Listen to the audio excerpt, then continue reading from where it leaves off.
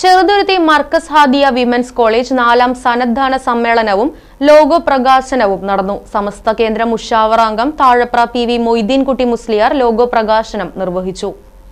ചടങ്ങിൽ college principal Suhail Shamil Irfani, trust vice chairman Abubakar Haji, trust അംഗങ്ങൾ ഉമ്മർ ഹാജി, ഹസൻ സക്കാഫി തുടങ്ങിയവർ സന്നിഹിതരായിരുന്നു.